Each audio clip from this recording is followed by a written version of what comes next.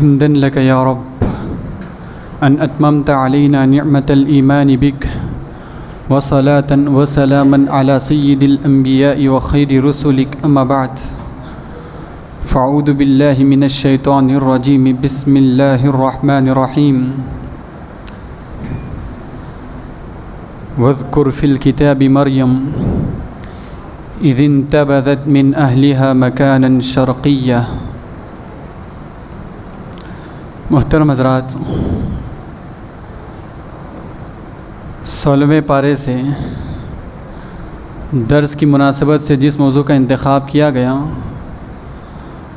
وہ ہے مریم علیہ السلام کے فضائل اور خصوصیات۔ دیکھیے، قرآن مجید میں 114 جو صورتیں ہیں اس میں بے شمار ایسی صورتیں ہیں جو مردوں کے نام پر ہیں۔ ابراہیم، ہود، یونس، ایسی بے شمار صورتیں ہیں جو مردوں کے نام پہ رکھی گئی ہوں۔ پوری قرآن مجید میں واحد یہ عورت ہیں، یہ خاتون ہیں جن کا ذکر اللہ تبارک و تعالیٰ نے نام کے ساتھ کیا، اور ان کی خصوصیت اس حیثیت سے بھی بلند ہے، بالا ہے کہ اللہ تبارک و تعالیٰ نے ان کے نام سے ایک مکمل صورت اتاری جس کو میں اور آپ سورہ مریم کے نام سے جانتے ہیں۔ دیکھیے، مریم علیہ السلام یہ خاتون بڑی خوبیوں کی مالک، بڑے فضائل کی مالک، متقی، پرہیزگار اور پاک دامن، اللہ تبارک و تعالیٰ کی ذات پر سچی ایمان رکھنے والی، اللہ تبارک و تعالیٰ نے قرآن مجید میں ان کی بے شمار خصوصیات کا تذکرہ کیا۔ ایسا نہیں کہ مریم علیہ السلام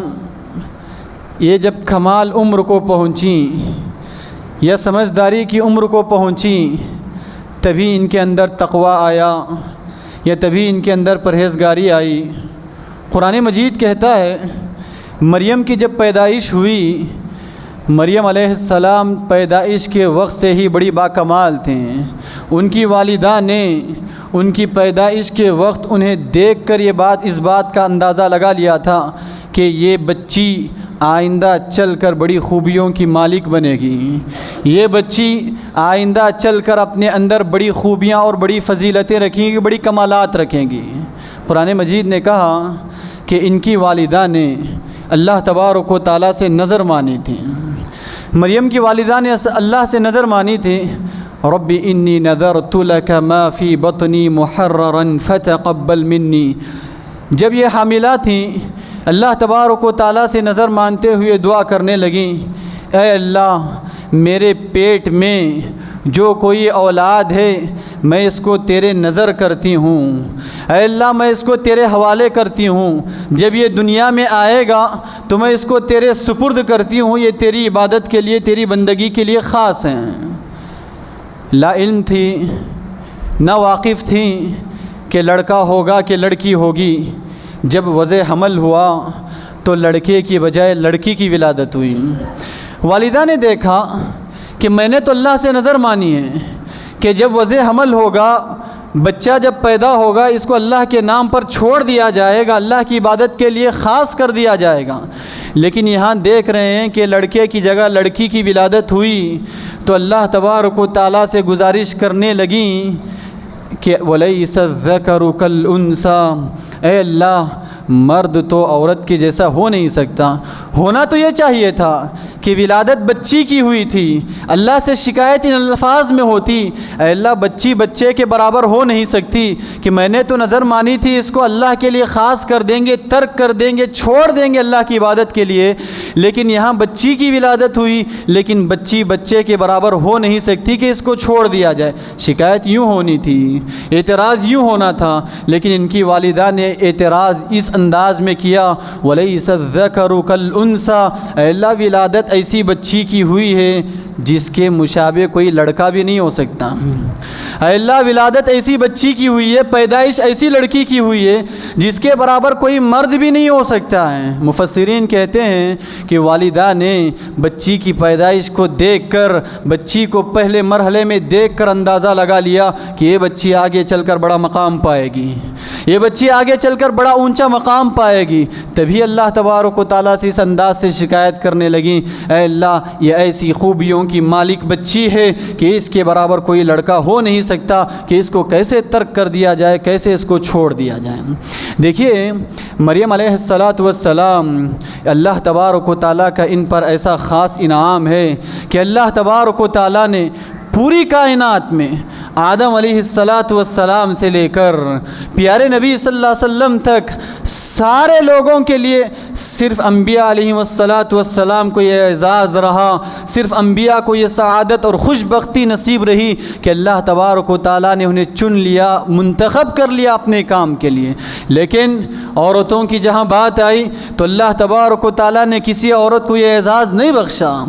اللہ نے کسی عورت کو یہ انعام نہیں بخشا سوائے مریم کے۔ اللہ تبارک و تعالیٰ نے فرمایا، یا مریم ان اللہ اصطفاکی وطہرکی واصطفاکی علی نساء العالمین۔ فرشتوں نے مریم سے مخاطب کرتے ہوئے کہا، اے مریم اللہ نے تمہیں چن لیا ہے، اللہ نے تمہیں منتخب کر لیا ہے، تمام جہانوں کی عورتوں پر اللہ نے تمہیں اونچا مقام دیا ہے، اونچی فضیلت دی ہے۔ یہ مقام، یہ رتبہ کہ ساری جہاں کی عورتوں پر خاص انعام ہو، خاص مرتبہ ہو، خاص بلندی ہو، اللہ نے سوائے مریم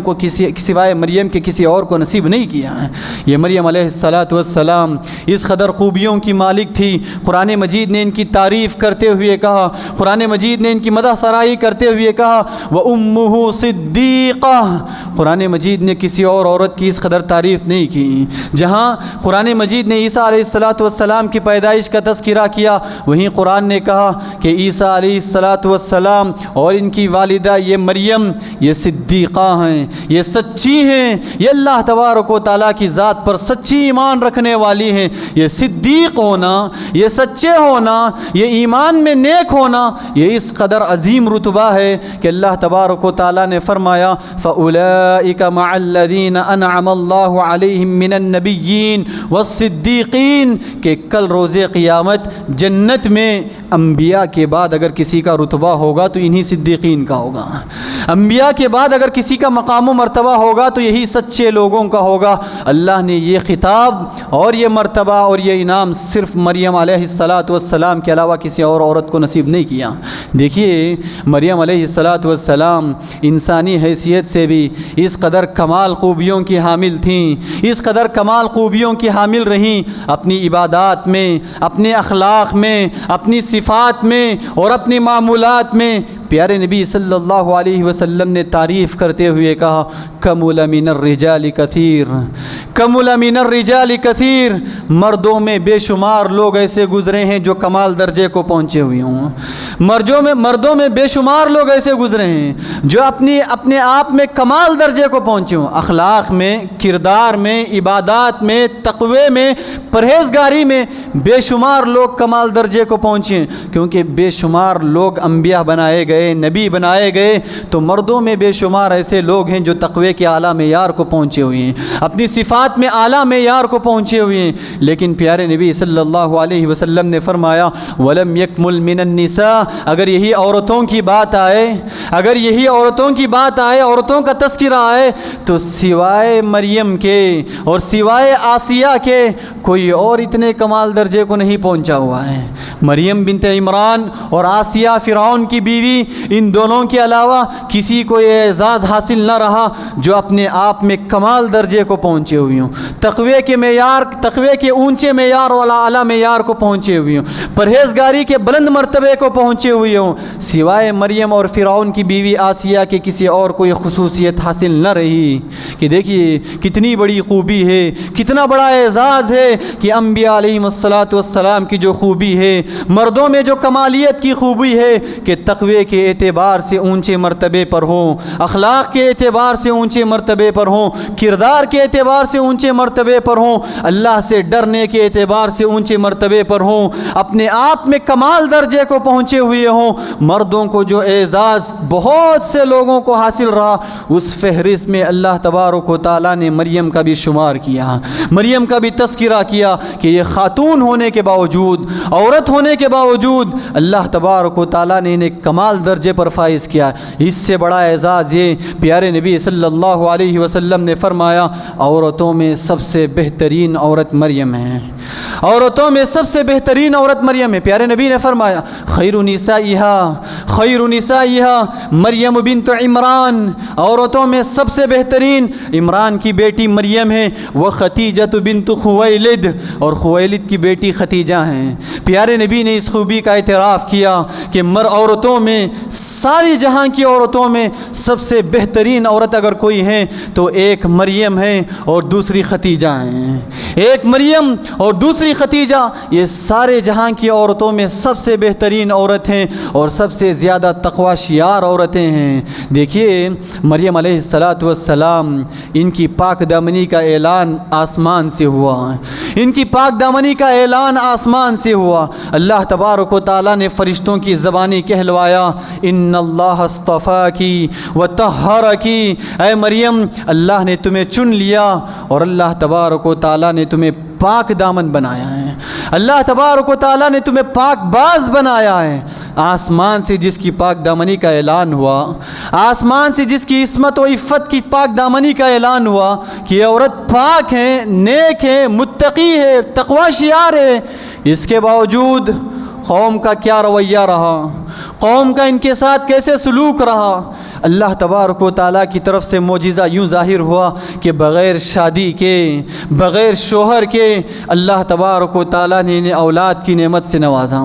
اللہ تبارک و تعالیٰ نے انہیں اولاد کی نعمت سے نوازا۔ قوم کے لوگ، ان کی پاک دامنی کا اعلان کرنے والے، پاک دامنی کا اعتراف کرنے والے، بچپن سے انہیں متقی اور پرہیزگار اور عفت و عصمت کے اعلیٰ معیار پر فائز کرنے والے لوگ، جیسے ہی دیکھا کہ گود میں بچے کو اٹھائی ہوئی ہیں، ان کا ذاتی بچہ ہے، حالانکہ ان کی شادی نہ ہوئی، حالانکہ ان کا شوہر نہیں رہا، فوراً ان پر الزام لگانے لگے، یا اخت ہارون ما کان ابوک امرأ سوء وما کانت امک بغیہ، اے ہارون کی بہن، نہ تمہارا باپ غلط کام کرنے والا تھا، نہ تمہاری ماں بدکار تھی۔ نعوذ باللہ، جس کی پاک دامنی کا اعلان آسمان سے ہوا، جس کو اللہ تبارک و تعالیٰ نے پاک کیا ہو، قوم کے لوگوں نے ان کے ساتھ ایسا برتاؤ کیا، ایسے سلوک کیا کہ نعوذ باللہ ان کو جب عیسیٰ علیہ السلام کو لے کر قوم کے پاس آئی تو ان کو اس انداز سے مخاطب کر کے کہا، اے مریم، نہ تمہارا باپ غلط کام کیا ہوا تھا، نہ تمہاری ماں نے ایسا کوئی کام کیا ہوا تھا۔ دیکھیے مریم علیہ السلام، قرآن مجید میں اللہ تبارک و تعالیٰ نے جتنے کچھ واقعات بتائے، سارے کے سارے واقعات اپنے اندر کچھ نہ کچھ پیغام رکھتے ہیں، سارے واقعات اپنے اندر بے شمار نصیحتیں رکھتی ہیں، بے شمار عبرتیں رکھتی ہیں۔ اللہ نے یہ واقعات یوں ہی قصہ بیانی کے لیے نہیں ذکر کیے ہیں، یوں ہی واقعات قصے بیان کرنے کے لیے اللہ نے نہیں بتائے۔ ہر واقعہ اپنے اندر پیغام رکھتا ہے، ہر واقعہ اپنے اندر عبرت رکھتا ہے، ہر واقعہ اپنے اندر نصیحت رکھتا ہے۔ مریم کا واقعہ بھی اپنے اندر بے شمار نصیحتیں رکھتا ہے، بے شمار پیغامات رکھتا ہے۔ وہ خاتون جس کی پاک دامنی کا اعلان آسمان سے ہوا، وہ خاتون جنہیں اللہ تبارک و تعالیٰ نے چن لیا، منتخب کر لیا، وہ خاتون جنہیں اللہ تبارک و تعالیٰ نے صدیقین کے مرتبے پر فائز کیا، یہ وہ خاتون ہیں جنہیں پیارے نبی صلی اللہ علیہ وسلم نے کمالیت کا درجہ عطا کیا، اور یہ وہ خاتون ہیں جنہیں پیارے نبی صلی اللہ علیہ وسلم نے دنیا کی ساری عورتوں پر سب سے بہترین عورت قرار دیا۔ اس کے باوجود لوگوں کا رویہ ان کے ساتھ الگ رہا، لوگوں کا برتاؤ ان کے ساتھ الگ رہا۔ دیکھیے، یاد رکھیے، لوگوں کا سلوک چاہے ہمارے ساتھ جیسے ہو، لوگوں کی بات کو نظر انداز کرنا، لوگوں کے تانوں کو نظر انداز کرنا، محض اللہ کی ذات پر ایمان رکھتے ہوئے، اللہ کی ذات پر بھروسہ کرتے ہوئے، کیونکہ یہ اولاد اللہ کی عطا کردہ ہے، یہ اولاد اللہ کی دی ہوئی ہے، اللہ اس کی حفاظت کرنے والا ہے، اللہ تبارک و تعالیٰ اس کا جواب دینے والا ہے۔ اسی لیے اللہ تبارک و تعالیٰ نے تاکید کر کے کہا، دیکھو جب قوم کے پاس جاؤ، قوم کی طرف سے تانے ضرور آئیں گے، قوم کے لوگ شکایتیں ضرور کریں گے، جواب نہیں دینا ہے، لوگوں کو کچھ اعتراض نہیں کرنا ہے، لوگوں کو پلٹ کر جواب نہیں دینا ہے، یہ اللہ کا معاملہ ہے، اللہ کے سپرد کر دو، اللہ اس کا جواب دے لے گا، اللہ تبارک و تعالیٰ اس کا جواب دے لے گا۔ معجزہ ظاہر یوں ہوا، بن باپ کے اولاد ہوئی تو گود میں موجود اولاد جس کی مدت ابھی کچھ گھنٹے کی تھی فوراً کہہ پڑی، انی عبد اللہ آتانی الکتاب وجعلنی نبیا۔ دیکھو میری ماں کا کوئی جرم نہ رہا، میری ماں کا کوئی گناہ نہ رہا، میری ماں کی کوئی غلطی نہ رہی، گود میں موجود بچہ یہ کہہ پڑا میں اللہ کا بندہ ہوں، میں اللہ کا بندہ ہوں، اللہ نے مجھے کتاب دے کر نبی بنا کر بھیجا ہے، یہ اللہ کی طرف سے انعام ہے، یہ اللہ کی طرف سے معجزہ تھا۔ دیکھیے جب کام صحیح ہو، کام غلط ہو، کام حق ہو، کام صحیح ہو، اللہ کی طرف سے اگر اس کا حکم ہو تو ہرگز لوگوں کے تانوں کی پرواہ نہ کریں، لوگ کیا کہیں گے، لوگوں کا ریاکشن کیا ہوگا۔ عموماً اسی بات کو لے کر، اسی تصور کو لے کر بے شمار لوگ حق سے دور ہو جاتے ہیں۔ بہت سے ایسے لوگ ہیں دنیا میں حق قبول کرنے کے قریب پہنچ کر صرف اسی تصور کو رکھے کہ لوگ کیا کہیں گے، لوگوں کا ریاکشن کیا ہوگا، اپنے آپ کو حق قبول کرنے سے روک لیتے ہیں۔ مریم کا واقعہ یہ پیغام دیتا ہے، اگر آپ اللہ کی راہ میں ثابت قدم رہیں گے، اللہ کی بات کو تسلیم کر کے اپنے معاملے میں ڈٹے رہیں گے، اللہ تبارک و تعالیٰ خود جواب دے گا، اللہ خود راستے نکالے گا۔ انبیاء کے واقعات پڑھ کے دیکھیں، بے شمار واقعات اللہ تبارک و تعالیٰ نے ایسے بیان کیے کہ لوگوں کی جب بات آتی ہے ہرگز پرواہ نہیں کرنا ہے، لوگوں کے تانوں کا ہرگز خیال نہیں کرنا ہے۔ حکم اللہ کا ہے، تعلیم اللہ کی ہے، حکم نبی کا ہے، بس کر جائیں، اللہ تبارک و تعالیٰ اس کی حفاظت کرنے والا ہے، اللہ تبارک و تعالیٰ اس کا جواب دینے والا ہے۔ نوح علیہ السلام کا واقعہ اللہ تبارک و تعالیٰ نے بیان کیا۔ نوح علیہ السلام کو اللہ نے حکم دیا کہ کشتی بنائیں۔ قوم میں کوئی سمندر نہ تھا، پانی کی کوئی جگہ موجود نہ تھی، قوم کے لوگوں نے اعتراض کیا، مذاق اڑایا، تانے دینے لگے، تم کشتی بنا رہے ہو، اس کشتی کو کہاں چلاؤ گے،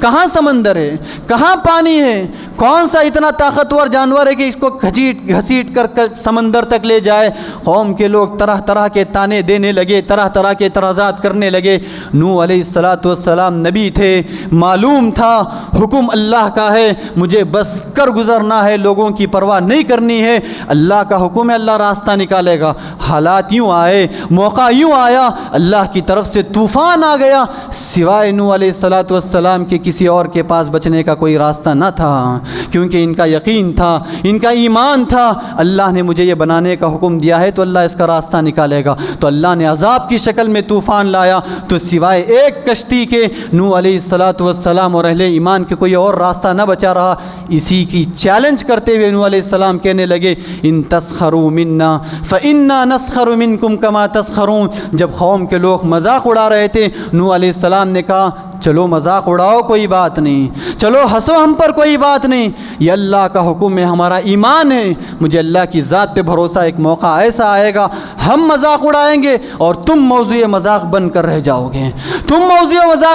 جاؤ گے، اللہ کا معاملہ ایسا ہوا، اللہ کا فیصلہ ایسا ہی ہوا، اللہ نے طوفان لایا تو سب کے سب غرق ہو گئے، سب کے سب تباہ و برباد ہو گئے، سوائے ان کے جن کے پاس کشتی تھی، یہی نوح علیہ السلام اور ان کے ماننے والے تھے۔ اسی لیے زندگی میں کبھی حق کے راستے پر چلتے ہوئے، حق کو اپناتے ہوئے لوگوں کے تانوں کی ہرگز پرواہ نہ کریں۔ لوگ کیا کہیں گے، لوگوں کی جتنی زبانیں اتنا کہیں گے، لوگ کبھی کہنے سے رکیں گے نہیں، اگر ایسا کریں تب بھی کہیں گے، اس کو پلٹ کر اگر دوسرا کام کریں تب بھی کہیں گے۔ لوگوں کی سوچ الگ، لوگوں کے خیالات الگ، لیکن حق کبھی بدل نہیں سکتا، سچ کبھی جھوٹ میں تبدیل ہو نہیں سکتا۔ آپ سچ پر قائم ہیں، پوری دنیا مخالف آ جائے، ایک اللہ کا ساتھ کافی ہے۔ اگر لوگوں کا ڈر رکھتے ہوئے، لوگوں کا خوف رکھتے ہوئے لوگوں میں مل جائیں گے، باطل کو اپنا لیں گے، غلط کو تسلیم کر لیں گے تو ہمیشہ کے لیے حق سے محروم ہو جائیں گے۔ جو حق سے محروم ہو گیا وہ اللہ کی مدد سے محروم ہو جائے گا،